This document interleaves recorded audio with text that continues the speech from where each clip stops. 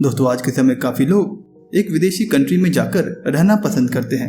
ज्यादातर लोग एक बेटर करियर अपॉर्चुनिटी के लिए ऐसा करते हैं ताकि वे ज्यादा पैसे उस कंट्री में कमा पाएं। वहीं कुछ लोग एक बेटर क्वालिटी ऑफ लाइफ के लिए विदेशी कंट्री में जाकर रहना पसंद करते हैं। वैसे तो किसी भी विदेशी कंट्री का नागरिक बनने के लिए काफी सारे मेथड मौजूद हैं, जिनके अंदर मैरिज और इन्वेस्टमेंट को काफी पॉपुलर मेथड माना जाता है। इसके अलावा कुछ कंट्रीज के अंदर अगर आप एक तय सीमा से ऊपर रहते हैं तो उस कंडीशन में भी आपको देश की नागरिकता मिलती है। तो इसीलिए आज के इस वीडियो के अंदर हम जानेंगे कुछ ऐसी कंट्रीज के बारे में जहां पर आप काफी आसानी से नागरिकता ले सकते हैं। इसके साथ उन कंट्रीज के अंदर आपको PR यानी कि परमानेंट रेसिडेंसी भी दी जाती है। Number 8, Argentina. अर्जेंटीना कंट्री एक ऐसी साउथ अमेरिकन कंट्री है जो इमिग्रेंट को काफी पसंद आती है। इस देश के अंदर अगर आपको रहते हुए 2 साल कंप्लीट हो जाते हैं तो उस कंडीशन में आप इस कंट्री के अंदर सिटीजनशिप के लिए अप्लाई कर सकते हैं। आज के समय काफी कम ऐसे देश हैं जहां पर आपको इतने कम समय रहने के बाद सिटीजनशिप मिलती है, इसीलिए कंट्री एक बेस्ट ऑप्शन मानी जाती है। पर इसके साथ इस कंट्री के अंदर आपको एक मंथली इनकम प्रूफ दिखाना होता है, जिसके अंदर आपको करीब 1000 पर मंथ की सैलरी इस कंट्री में मिलनी चाहिए, तभी आप इस तरह की सिटीजनशिप के लिए अप्लाई कर सकते हैं। या फिर आपके बैंक अकाउंट में करीब $20,000 होने चाहिए। अगर इनमें से कोई भी एक कंडीशन आप फुलफिल करते हैं तो आप इस कंट्री के अंदर सिटीजनशिप के लिए अप्लाई कर सकते हैं। नंबर 7, पुर्तगाल। पुर्तगाल कंट्री अपने गोल्डन वीजा प्रोग्राम के लिए काफी जानी जाती है, जिसका इस्तेमाल करते हुए काफी सारे इमिग्रेंट इस कंट्री के अंदर परमानेंट सिटीजनशिप लेते हैं। इसके साथ ही काफी लोग इस कंट्री के अंदर रेसिडेंट परमिट लेना भी पसंद करते हैं। जब इस कंट्री के अंदर कोई हाई वैल्यू इन्वेस्टमेंट करता है तो उसे गोल्डन वीजा दिया जाता है, जिसका इस्तेमाल करते हुए आप इस कंट्री के अंदर सिटीजनशिप ले सकते हैं। Number 6, Ireland. विदेशी नागरिक इस कंट्री में काफी इजीली सिटीजनशिप के लिए अप्लाई कर सकते हैं। साथ ही इस कंट्री के अंदर परमानेंट रेसिडेंसी भी लेना काफी आसान माना जाता है। अगर आपको यहाँ पर रहते हुए करीब 5 ईयर कंप्लीट हो जाते हैं तो आप इस कंट्री के अंदर परमानेंट रेसिडेंसी के लिए अप्लाई कर सकते हैं, जिसके बाद आपको किसी भी तरह की वीजा की जरूरत इस कंट्री में नहीं होती है।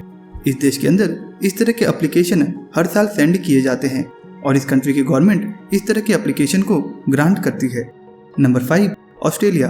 दोस्तों ऑस्ट्रेलिया कंट्री के अंदर भी परमानेंट रेसिडेंट बनना काफी आसान माना जाता है, खासकर उन लोगों के लिए जो लोग इस कंट्री के अंदर अपनी स्टडी को कंप्लीट करने जाते हैं। इसके साथ ही वर्क वीजा होल्डर और इन्वेस्टर्स दोनों ही इस कंट्री के अंदर परमानेंट रेसिडेंसी के लिए अप्लाई कर सकते हैं। अगर आपको इस कंट्री के अंदर परमानेंट रेसिडेंसी मिल जाती है और आपको करीब 4 ईयर कंप्लीट होते हैं तो आप इस कंट्री के अंदर ऑस्ट्रेलियन सिटीजनशिप ले सकते हैं। Number 4, Canada. दोस्तों ये देश परमानेंट रेसिडेंसी लेने के लिए काफी बेस्ट माना जाता है। इमिग्रेंट को यह कंट्री काफी इजीली सिटीजनशिप स्टेटस प्रोवाइड कराती है। इस देश के अंदर आपको एक काफी एक्सीलेंट एजुकेशन प्रोग्राम देखने को मिलता है, जिसकी वजह से इस कंट्री के अंदर आफ्टर एजुकेशन एम्प्लॉयमेंट अपॉर्चुनिटीज देखने को मिलती है और आप लंबे समय तक इस कंट्री में रह सकते हैं। इस देश के अंदर भारतीय नागरिक परमानेंट रेसिडेंसी, एक्सप्रेस एंट्री और अदर इमिग्रेंट प्रोग्राम के थ्रू ले सकते हैं। और जब आपको इस देश के अंदर परमानेंट रेसिडेंसी पर रहते हुए 2 से 3 साल होते हैं तो आप इस कंट्री के अंदर कनाडा कंट्री की सिटीजनशिप के लिए अप्लाई कर सकते हैं। Number 3, Paraguay. दोस्तों पराग्वे कंट्री भी एक काफी पॉपुलर साउथ अमेरिकन कंट्री के रूप में देखी जाती है। इस देश के अंदर एक काफी पॉपुलर परमानेंट रेसिडेंसी प्रोग्राम चलाया जाता है। इसके साथ ही अगर आप इस कंट्री के अंदर यहाँ की नागरिकता लेना चाहते हैं तो उसके लिए आपको करीब $10,000 इस कंट्री के अंदर इन्वेस्टमेंट करने होते हैं और ये इन्वेस्टमेंट आप यहाँ के रियल एस्टेट, एग्रीकल्चर या फिर यहाँ के गवर्नमेंट बैंक के अंदर कर सकते हैं।